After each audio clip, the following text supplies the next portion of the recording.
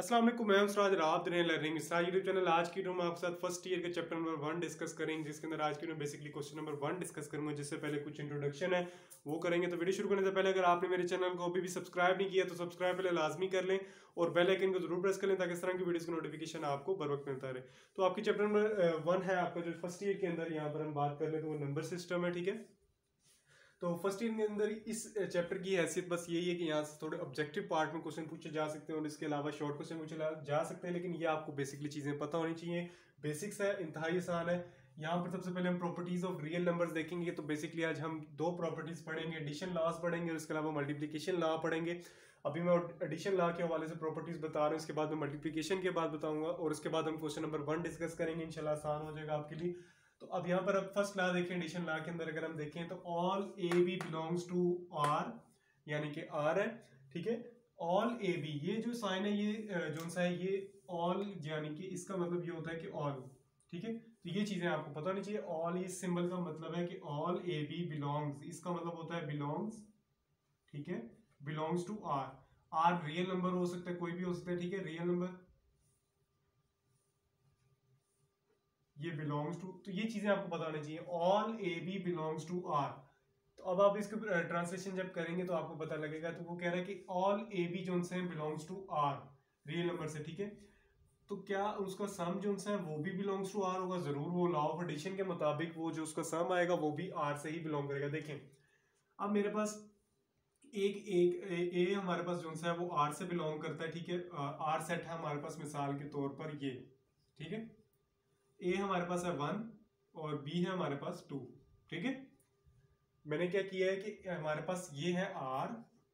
अब देखिए वो कहने का मकसद क्या है। देखिए ए बी बिलोंग्स करते हैं आर के साथ, कर रहे हैं ना, ए बी बिलोंग्स करते हैं आर के साथ।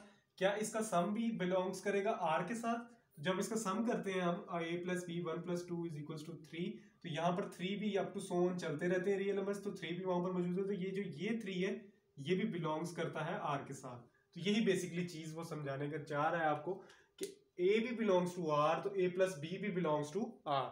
ठीक है, ये चीज समझनी है। इसके बाद क्या एसोसिएटिव लॉ है हमारे पास कि ए, ये देखिए एसोसिएटिव लॉ है all A B C belongs to R तक तक। अब वो कह रहा है कि ए बी सी जितने भी हैं वो सारे जो से बिलोंग्स करते हैं आर के साथ। फिर अब क्या है कि ए प्लस बी, अगर आप यहाँ पर ब्रैकेट लगाते हैं P bracket B plus C, फिर आगे is equal to A plus B bracket plus C. Associative law के मुताबिक आप इसको ऐसे लिख सकते हैं। ठीक है, तो ये दोनों इक्वल ही है। तो ये देखें, ये है एसोसिएटिव लॉ। फिर उसके बाद एडिटिव आइडेंटिटी क्या होती है? All A belongs to R. ठीक है, तो zero belongs to also R. तो ठीक है, आर भी जो आर से बिलोंग करता है जीरो, सच दैट, तो अगर वो जीरो है वो है हमारे पास एडिटिव आइडेंटिटी। तो वो कैसे होगी? ए प्लस जीरो कर लें या जीरो जीरो प्लस ए कर लें तो आपके पास ए ही आने लगा। तो ये हमारे पास एडिटिव आइडेंटिटी है जीरो। तो ये चीज आपने याद रखनी है। एडिटिव इनवर्स अगर हम देखें, एडिटिव इनवर्स तो वो है हमारे पास belongs to A, all A belongs to real numbers R such that. आप देखें, अब वो क्या कह रहे हैं कि आपके पास ऑल बिलोंग्स टू आर, यानी कि वो जीरो से भी बिलोंग करता होगा। तो A minus A is equal to zero, तो जीरो तो जो बिलोंग करता है वो आर के साथ है। तो फिर ये हम कह सकते हैं कि minus A is additive identity of A. ठीक है, तो ये एडिटिव इनवर्स है। ठीक है, माइनस ए जो है एडिटिव इनवर्स है ए का। इसके बाद कम्यूटेटिव लॉ एडिशन है, वो देखें लॉ क्या है कि all A B belongs to R, A plus B is equal to B plus A. तो ये चीज आपको पता होनी चाहिए, बहुत मशहूर लॉ है। ठीक है, कम्यूटेटिव लॉ ऐसे भी होता है बी ए। ठीक है, तो ये इसको जगह चेंज कर दें, फर्क नहीं पड़ेगा, आपका जो सा वो इक्वल होगा। इसके बाद मल्टीप्लिकेशन लॉज पढ़ते हैं थोड़ा सा। अब ये कुछ मल्टीप्लिकेशन लॉज है हमारे पास, इससे पहले मैंने एडिशन लॉज देखे। ठीक है, तो वो आपको उम्मीद है कि समझ आई होगी। तो यहाँ पर मल्टीप्लिकेशन लॉज है हमारे पास। अब सबसे पहले सेम सिमिलरली वही चीजें हैं बस। देखिए, अब all A B belongs to R. ठीक है, और इसका जो प्रोडक्ट होगा वो भी आर से बिलोंग करेगा, ये तो अंडरस्टूड है। ठीक है, तो अगर ये दोनों बिलोंग्स आर से करते हैं तो उसका प्रोडक्ट भी जो सा है वो आर से बिलोंग करेगा। सिमिलरली यहाँ पर देखिए all A B C belongs to R. ठीक है, तो इसको हम इस नोटेशन में लिख सकते हैं A dot bracket B dot C. तो इसके हम ब्रैकेट को हम ऐसे कर लें या ऐसे कर लें, इक्वल है। ये भी इस लॉ के तहत, यानी कि एसोसिएटिव लॉ ऑफ मल्टीप्लिकेशन के तहत हम ये लिख सकते हैं। तो ये प्रॉपर्टीज आपको पता होनी चाहिए। इसके बाद क्या है कि all A belongs to R such that, अब यहाँ पर क्या है कि एडिटिव और ये मल्टीप्लिकेटिव आइडेंटिटी है, a dot one is equal to one dot A ही आने वाला है। तो यहाँ पर जो मल्टीप्लिकेटिव आइडेंटिटी है वो है हमारे पास वन। ठीक है, कम्यूटेटिव लॉ ऑफ मल्टीप्लिकेशन क्या है कि a dot B is equal to B dot A. ठीक है, तो पिछले वाले में क्या था, a plus B is equal to B plus A. Inverse के अंदर क्या करते हैं कि हम इनवर्स लॉ के अंदर क्या करते हैं, ऑल ए जो है वो does not equals to zero. ठीक है, वो जीरो के इक्वल नहीं होगा, क्योंकि यहाँ पर देखें आप इनवर्स ए का इनवर्स ये हमने लिखा और ये इनवर्स ए इस तरह लिख लें तो आपके पास आंसर वन ही आने वाला है। ठीक है, तो इसको आप ऐसे भी कर सकते हैं, देखें अब पावर ए की वन है और इसकी माइनस वन है, तो पावर जब बेस सेम है तो पावर जेड होती है, पावर जब ऐड हो गई ए माइनस वन ए, ये आ जाएगा ए की पावर जीरो जो कि वन होता है। ठीक है, एक ये चीज़ है। और यहाँ पर हमें ये समझने की जरूरत है कि A minus one is equal to one over A, ऐसे भी लिख सकते हैं। तो ए जो सा इनवर्स है ए के, तो ये है इनवर्स प्रॉपर्टी। ठीक है, तो अब क्वेश्चन नंबर वन हम डिस्कस करते हैं, तो इंशाल्लाह आपको सारी चीज़ें समझ आएंगी। तो ये क्वेश्चन नंबर वन मैंने आपका राइट किया है, पार्ट वन भी मैंने यहाँ पर लिखा है, तो आपको स्टेटमेंट समझने की जरूरत है। अभी मैंने थोड़ी देर पहले लॉज पढ़े, तो यहाँ पर देखिए, तो which of the following sets have closure property with respect to addition and multiplication. Addition and multiplication के लॉज मैंने पढ़े, तो यहाँ पर मैं सबसे पहले देखिए आपने दोनों के रिस्पेक्ट चेक करना है। ये सेट को आपको एक सेट दे दिया गया है जिसके अंदर जीरो लिखा हुआ है। ठीक है, तो आपने सबसे पहले अब इसको मैं यहाँ से चेक करता हूँ, इसको पार्ट ए के अंदर एडिशन के लिए और पार्ट बी के लिए हम क्या करते हैं, मल्टीप्लिकेशन के लिए। एडिशन के लिए सबसे पहले हम चेक करेंगे कि जो अगर हम इसको प्लस करते हैं तो हमारे पास जो आंसर आएगा क्या वो इसी सेट से बिलोंग करता है कि नहीं करता, जो कि हमें मिसाल के तौर पर आर दे दिया गया है। ठीक है, तो अब क्या करते हैं कि हम इसको चेक कर लेते हैं। एडिशन, एक टेबल बनाते हैं, ये देखें जीरो। अब इसमें हम जीरो जीरो ऐड करते हैं तो हमारे पास क्या आता है कि आंसर हमारे पास जीरो आता है। ठीक है, ये चीज आती है, जीरो में जीरो ऐड करते हैं जीरो। तो अब हम चेक करते हैं कि हमारे पास क्या है कि ऑल द, अब इसमें लिख सकते हैं since all the sums belongs to given.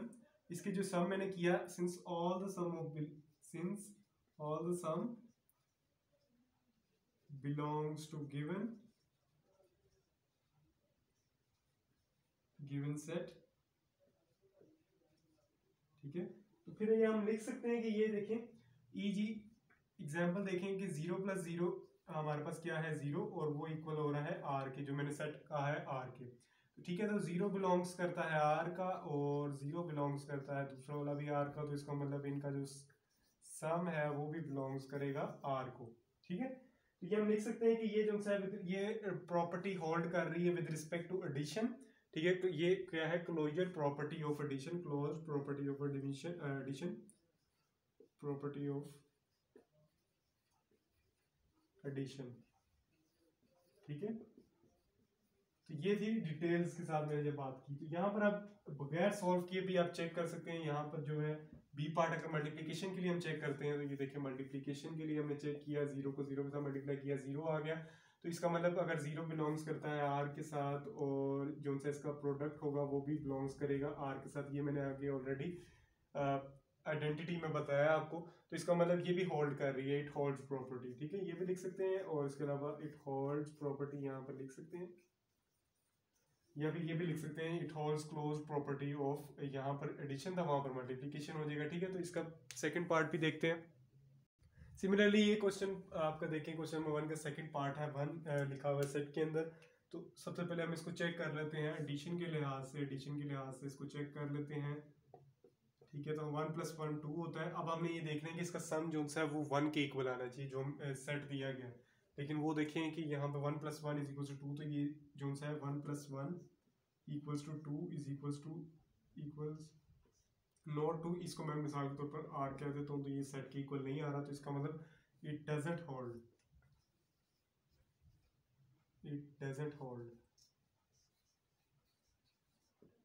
ठीक है, इसी तरह बी पार्ट में देखें इसका, तो मल्टीप्लिकेशन के लिए अगर हम चेक करते हैं वन और ये देखें तो वन वन मल्टीप्लाई वन और ये हमारे पास आर है, तो इसका मतलब कि one dot one belongs to R as one belongs to R. ठीक है, इट होल्ड्स प्रॉपर्टी। तो इंतहाई आसान क्वेश्चन है, इसमें ज़्यादा मुश्किल नहीं है। ठीक है, अब अगर आप देखें इसका पार्ट थ्री अगर मैं दिखा दूँ आपको, पार्ट थ्री करके दिखा दूँ, फिर पार्ट फोर आप ट्राई करेंगे। अब इस सेट के अंदर देखें तो आपके पास दो एलिमेंट्स नजर आ रहे हैं, तो दो एलिमेंट्स के लिए हम टेबल कैसे बनाते हैं ये देखें। बनाने का तरीका हमारा क्या होगा, यहाँ पर हम लिखते हैं प्लस, ठीक है, 0 -1 0 -1, ठीक है। ये अब क्या है कि 0 + 0 0 0 प्लस -1 यानी कि 0 -1 -1, ठीक है। फिर -1 + 0 -1 -1 -1 -2, ठीक है। तो ये टेबल बन गया। अब देखें कि आपके सामने जो सा है -1 -1 -2 आ रहा है, ठीक है। यानी कि अगर हम इसको ऐसे करके देखें, -1 -1 = -2, ठीक है। तो ये देखें तो आपके सामने ये जो सा आंसर आया है ये आपके सेट के अंदर मौजूद होना चाहिए, लेकिन आपके सेट के अंदर तो 0 है और -1 है, ठीक है। तो इसको हम लिख सकते हैं कि it doesn't belongs to our set, जिसको हमने लेट किया कि वो आर है, तो it doesn't hold the property, it doesn't hold the property, hold the property, ये हम लिख सकते हैं, ठीक है। तो इसी का मैं अगर बी पार्ट सॉल्व करूं यहाँ पर, तो अगर आप देखें तो मैं इसका भी टेबल आपको बनाकर बताता हूँ यहाँ पर। तो इसका टेबल कुछ इस तरह बनेगा कि मल्टीप्लिकेशन करते हैं, यहाँ पर हमें गिवन सेट क्या है, 0 -1 0 -1, ठीक है। और यहाँ से हम कैसे कर लेते हैं, अब इसको मल्टीप्लिकेशन करते हैं कि 0 0 = 0 0 -1 = 0 और -1 = 0 -1 ये आ जाएगा हमारे पास 1, ठीक है। हमारे पास क्या होगा कि ये देखें इसको -1 0 -1 1, ठीक है। तो अब देखते हैं कि हम इसको हम देखें -1 -0 ये आपके पास आना चाहिए 0 के बराबर, ठीक है। लेकिन यहाँ पर तो सिचुएशन देखें कि यहाँ पर आपके पास जो है -1 0 के बराबर होना चाहिए, तो वो हमारे पास यहाँ पर मौजूद नहीं है। लेकिन यहाँ पर अगर आप देखें तो -1 × -1 = 1 होना चाहिए, जो कि हमारे सेट में मौजूद नहीं है, तो ये भी जो सा इट डजंट होल्ड, ठीक है।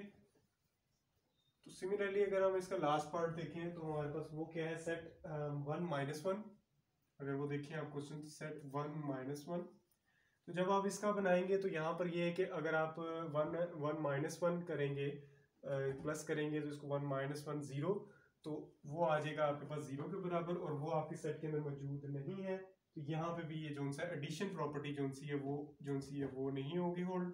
और मल्टीप्लिकेशन अगर देख लें तो वो -1 वो जो सी है वो होल्ड हो जाएगी, वो ट्रू हो जाएगी मल्टीप्लिकेशन प्रॉपर्टी। तो ये आप ट्राई करेंगे इंशाल्लाह। क्वेश्चन नंबर 2 नेक्स्ट वीडियो में डिस्कस करेंगे। वीडियो पसंद आए तो लाइक लाजमी कर लें, चैनल लाजमी सब्सक्राइब करें इस तरह की वीडियोस के लिए। थैंक्स फॉर वॉचिंग, अल्लाह हाफिज़।